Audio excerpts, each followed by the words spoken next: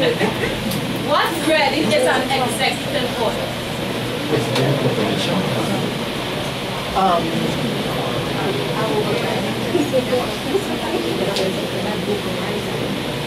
Since World War I, anytime America has to enter into any war, they have to get the approval of Congress. And then, once they enter into any war, any other laws they make while they have entered into war, they have to get the approval of Congress. So they found a way to have the president be capable of making a law without having the approval of Congress in a time of war. The scenario is, what if Congress was captured? How would America make a law that was necessary? So they drafted up legislation that the president could write an executive order, they call it executive order, which is the president writing a law and having it proclaimed that it becomes law without Congress. And that is what an executive order was all about. But an executive order was supposed to only be brought into function if America was at war. During World War II, the executive order became functioning as decreed by Congress. When World War II finished, they did not remove the ability to write executive orders, although they were no longer in a state of war. So the president remained with it, so that an executive order being written is a law being made by the president without Congress, without legislators. The sad thing about it is, since President Barack Obama has been president in the last term, he has written more than 1,000 executive orders. No other president in history ever did that. They may write 2 or 3 or 4 or 5. He, 1,000. And he's still writing more. So this is a way for him to make laws without Congress stopping it. So he's now using an executive order, the ability to write a law, in place of Congress against Congress. Yeah, I just want to say that when he was a senator, he was one of the persons had objected to executive orders more than anybody else. He even wanted them to remove the ability of the president to even have an executive order. And look what he's doing. Sounds like some government in Trinidad. So, Brother Medina, yes. Based on what you just said, right, can you permit me like just 3 minutes to read this to the brethren? Sure. You all understand perfectly what is an executive order, right? Yeah, everybody understand what's an executive order, right? It's a law written by the president. Bypassing Congress. Right? Remember, in this second term of Barack Obama here, remember when he was doing his inauguration, during the inauguration he kept saying, if only we could bypass Congress, and he was chaired. If only we could bypass Congress, and he was chaired. He said it what, 3 times? I'm tempted to. Yes, I'm tempted to, but I can't. Yes, you can. Yes, you can. That was the response of the crowd, right? So, on Tuesday, the 17th of June, 2014, which was last week Tuesday, I came across a piece of newspaper clipping, right? Some brethren posted on the internet that Obama has gone so far as to write an executive order for certain things. Yes. And I don't really think that the people who even posted what they posted understood what was an executive order. But now that we know what is an executive order, listen to this carefully and understand what is taking place. U.S. President Barack Obama will sign an executive order barring federal contractors from discriminating on the basis of sexual orientation or gender identity. A White House official said yesterday, which was last week Monday, handing another victory to gay rights activists. The White House has been pressing Congress to pass legislation to ban employment discrimination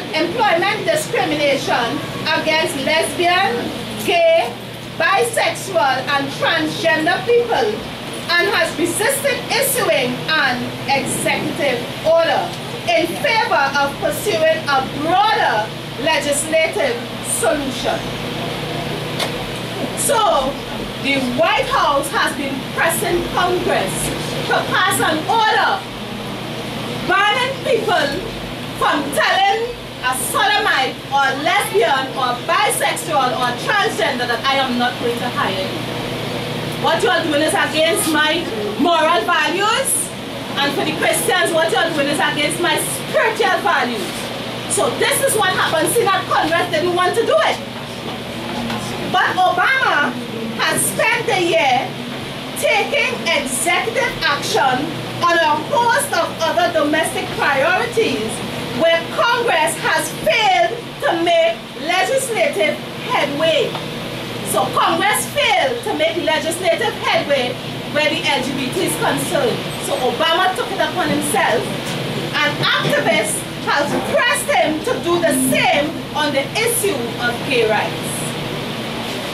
Following on his pledge for this to be a year of action to expand opportunity for all Americans, the President has directed his staff to prepare for his signature an executive order that prohibits federal contractors from discriminating on the basis of sexual orientation or gender identity, a White House official said. The action will build upon existing protections which generally prohibit federal contractors and subcontractors. Now first they said contractors, now we're going to subcontractors. A subcontractor is a person who gets the contract from the big contractor. The subcontractor is the one who really hires and fires. Middle class. Under the subcontractor, we have a manager, a supervisor, and then the laymen, right? The workers, right? So, if the contractor is legislated against in favor of the LGBT, and the subcontractor is legislated against in favor of the LGBT, then the manager and the supervisor is also legislated against. You see how it's coming down the line? That is discrimination. So the action will build upon existing protections which generally prohibit federal contractors and subcontractors from discriminating in employment decisions on the basis of race, color, religion, sex, or national origin, said the official who spoke on condition of anonymity. The only reason why they put race, color, religion, and national origin is to make it sound good. Since coming into office, Obama helped end the don't ask, don't tell policy that prohibited gays from serving openly in the military. And after what he described as an evolution to his thinking, gave backing to gay marriage during his 2012 re-election campaign. So, brethren, if you all did not know, you know now that Barack Obama's thinking has evolved. Pursuing the executive order is a shift for the White House, which has said since last year that such a move will carry far less weight than broader congressional action. That is not true. If it's the president signing it, it carries as much weight as if it passed to Congress, or maybe even more. So what they're saying is that maybe the executive order is not enough. Maybe we should go further. I wonder how much further they could go beyond an executive order. The Employment Non-Discrimination Act ENDA, passed a Democratic-controlled U.S. Senate, but has languished in the Republican-controlled House of Representatives. An order barring discrimination by federal contractors would apply to about 20% of the U.S. workforce, according to the gay rights group Human Rights Campaign. You know what an executive order is? What if something happened to Congress and we are at war and Congress is captured? Then the president could pass an executive order. So it may sound funny, but apparently the LGBT captured Congress. So Obama had to pass an executive order giving these people leeway over everything and everybody. And if you all check it out, you see contract work, it is in every single sphere of society. Yes. TSTT is no longer TSTT, is contract. WASA is no longer WASA, is contract. TNTEC is no longer TNTEC, is contract. What is all these people? CPEC! CPEC is contract. LHA is contract. Oh my goodness, life sport is contract. HDC, housing development, is contract. All the groceries is contract. All the security forces is contract.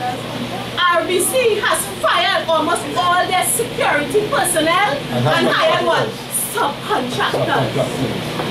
So in every sphere of society, brethren, contract and subcontract, contractors are being targeted to allow these people via executive order by President Obama banning them from speaking out against sodomy.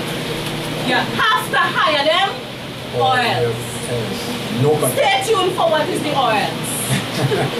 Thank you, President. Thank you, Mrs.